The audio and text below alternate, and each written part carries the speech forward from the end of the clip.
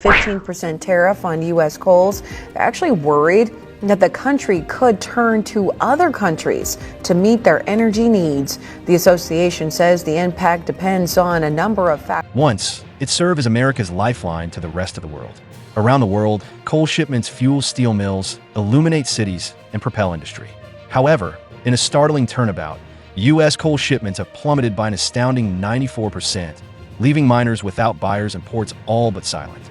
Entire towns based on coal are witnessing the end of their future, and trains that once rumbled with freight are now dormant. The U.S. is losing a race it once dominated as the world shifts to cleaner energy. How could everything go apart so quickly? Is there anything that can be done to halt the bleeding? The quantity of coal that we export may eventually decline if they are successful in finding alternative buyers. America's coal exports are being impacted more severely than ever by a storm that is developing behind the scenes, even if you might not see it from the outside. The shipping industry has been rocked by a recent Washington ruling. The U.S. imposed a hefty tax of up to $1, $5 million on each cargo ship manufactured in China that docks in American ports. It's not a typo. $1, 5 million visits. Furthermore, the repercussions are already being felt in ways that are impossible to ignore. Exporters of coal are in a panic.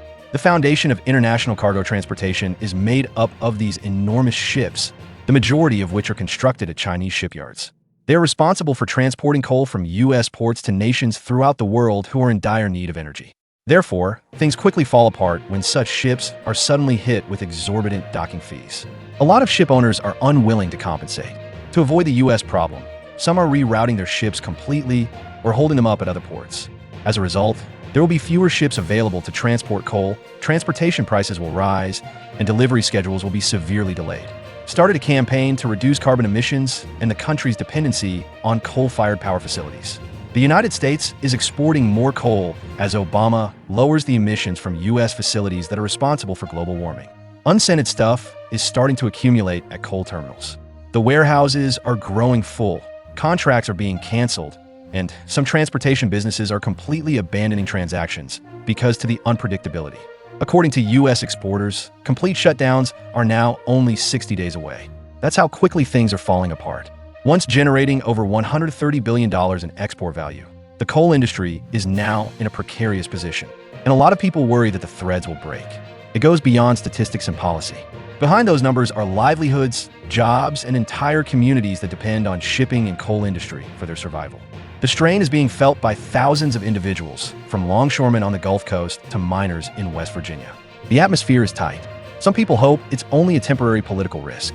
Some people aren't so certain.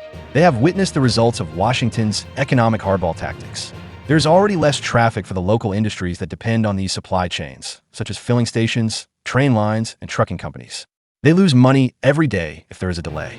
Both the federal and state governments do profit from coal mining. They find it quite difficult to wean themselves off of that, given the current tax systems. The unsettling aspect of the situation is that, although it may have begun as a means of applying pressure on China, the United States may have unintentionally stifled its own coal exports in the process. It is comparable to punching oneself in the face. On paper, the tariff move may appear to be a good idea, but the unexpected repercussions are quickly becoming apparent. Coal is already having trouble, didn't need another hit to compete with cleaner energy sources and renewables. And yet, here we are, seeing export agreements fall apart, contracts disappear, and ships retreat. This won't be a minor setback for the industry if nothing changes quickly.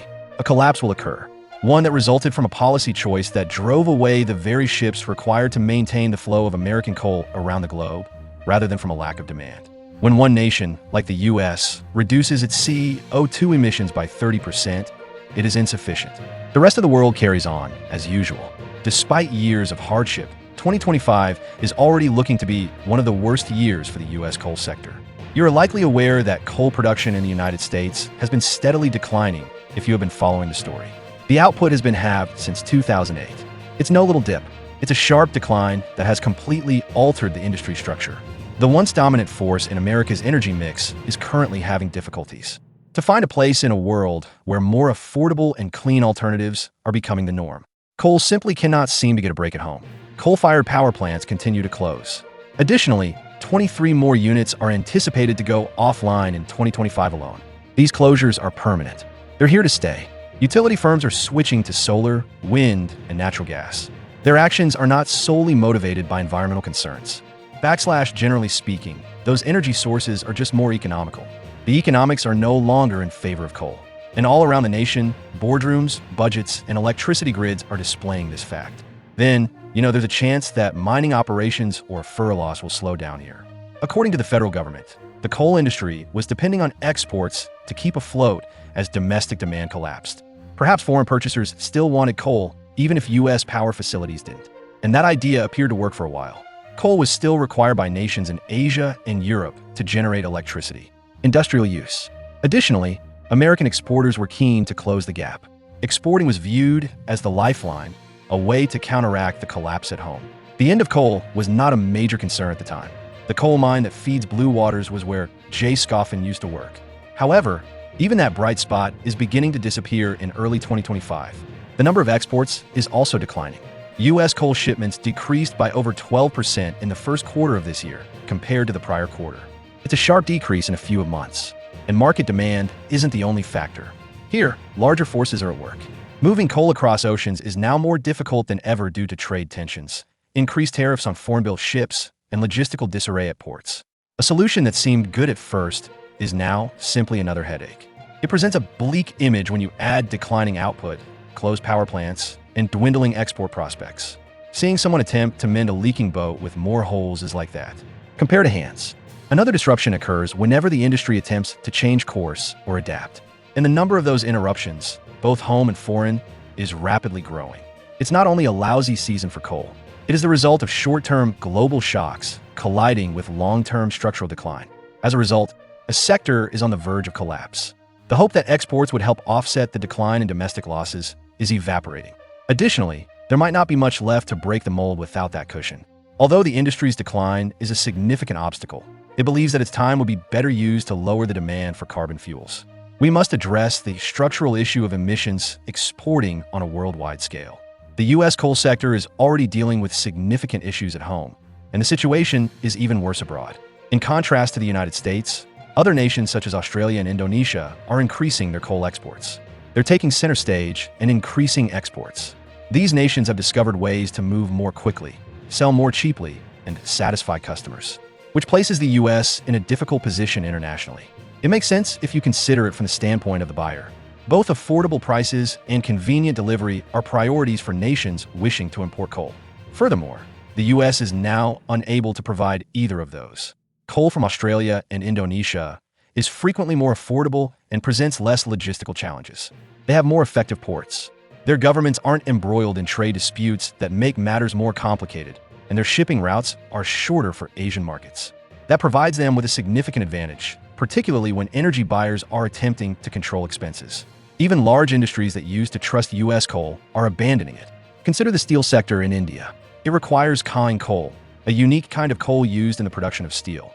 However, even India, which formerly imported a significant amount from the U.S., is retreating. Rather, they're increasing their purchases from nations that provide speedier delivery and lower prices. When loyal customers start shopping elsewhere, it's a serious warning sign that trust and business are eroding.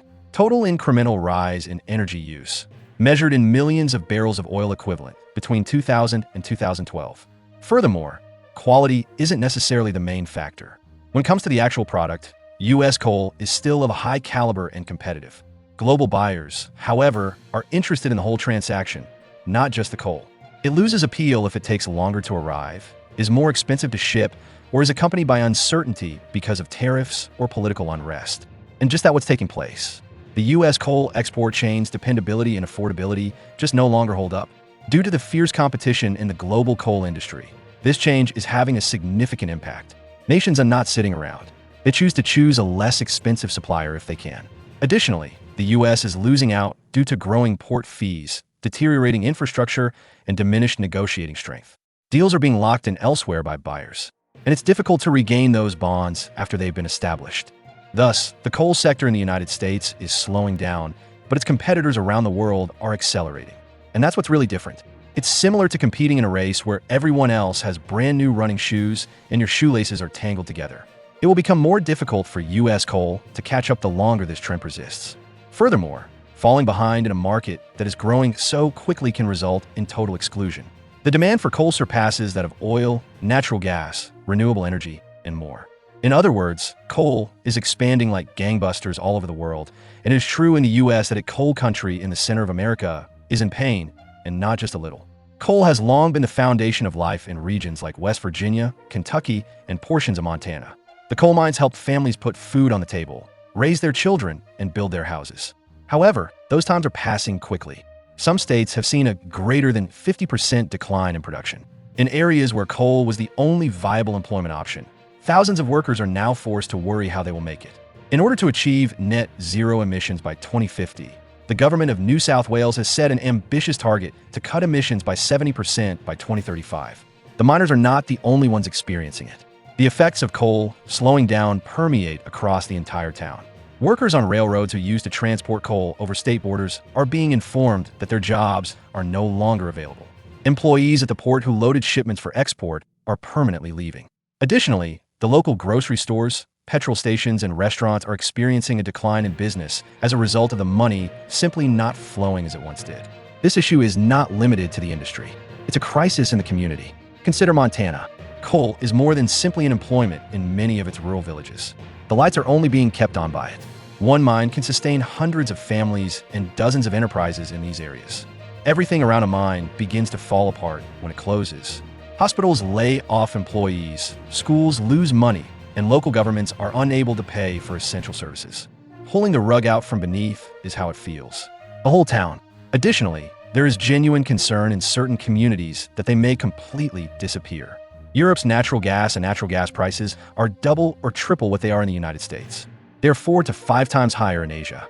In 2020, they essentially realized that they would not be able to recoup that $500 million investment. Thus, you write off the investment as you would in accounting.